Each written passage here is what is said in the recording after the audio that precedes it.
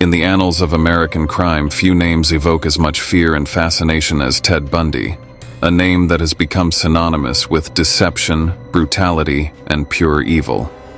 Today, we delve into the chilling life of America's most infamous killer, a man whose crimes shocked the world and whose legacy continues to haunt us. Born on November 24, 1946, in Burlington, Vermont, Theodore Robert Bundy seemed like an ordinary child. Raised by his grandparents, he was told that his mother was his sister, a lie that would haunt his early years and shape his twisted psyche. Bundy's early life was marked by secrecy and confusion, setting the stage for the manipulative behaviors that would define his later years. Growing up in Tacoma, Washington, Bundy was known as a polite and handsome young man. He was well liked by his peers, a trait that he would later use to his deadly advantage. Despite his outward appearance of normalcy, Bundy harbored dark fantasies. He was deeply troubled by his illegitimacy, and as he grew older, his fascination with violence and control intensified. Bundy's early encounters with the opposite gender were marked by awkwardness and frustration. He struggled with feelings of inadequacy, and his inability to form meaningful relationships with women fostered a deep-seated resentment. As he entered adulthood, this resentment grew into a pathological hatred, driving him to commit unspeakable acts. In the early 1970s, Bundy was a charismatic and seemingly well-adjusted law student at the University of Washington. He volunteered at a crisis hotline, where his colleagues described him as kind, empathetic, and trustworthy. Bundy's charm and intelligence made him a trusted confidant for those in need, masking the darkness that lurked beneath his friendly exterior. It was during this time that young women began to disappear from the Seattle area. They were all young, attractive, and vanished without a trace. Little did anyone know Ted Bundy was preying on these women, luring them with his charm and good looks. His victims were carefully chosen, each one fitting a specific profile that reflected his ideal of feminine beauty. Bundy's victims, numbering at least 30 across 7 states, were brutally murdered. He often used his good looks and a fabricated injury to gain their trust, only to unleash his savage attacks once they were vulnerable. Bundy's modus operandi involved approaching his victims in public places, feigning helplessness with a cast on his arm or leg, and asking for assistance. Once they were close enough, he would overpower them and transport them to secluded locations.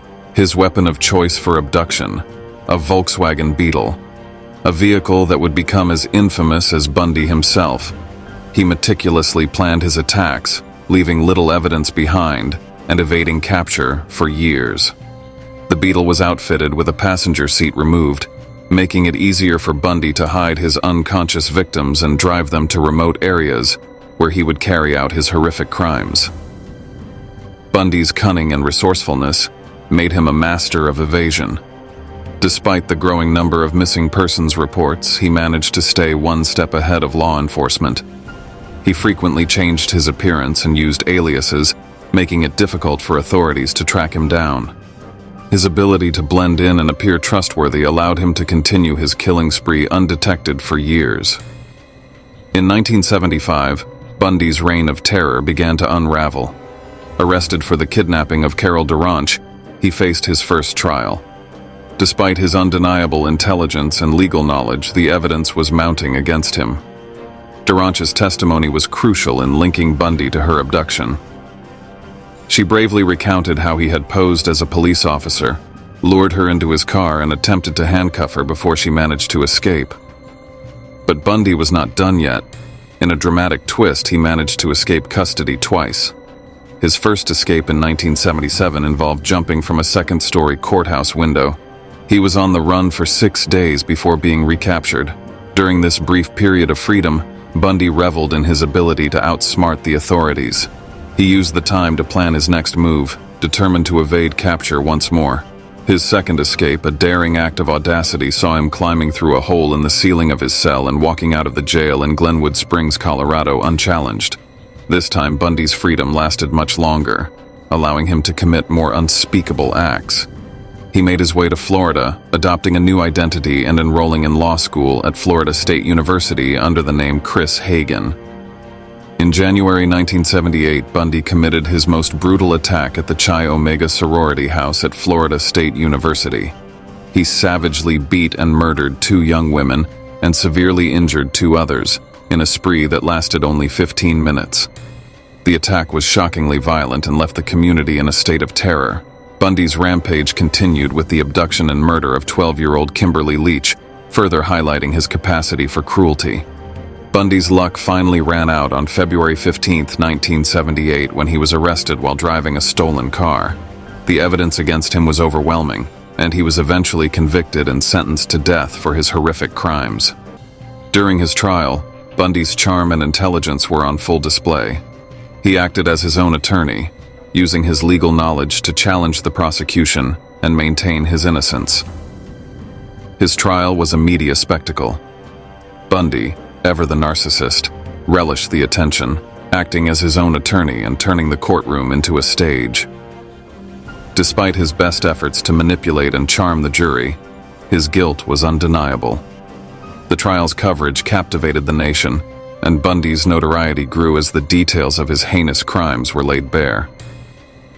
Ted Bundy spent his final years on death row, where he continued to deny responsibility, only admitting to his crimes shortly before his execution.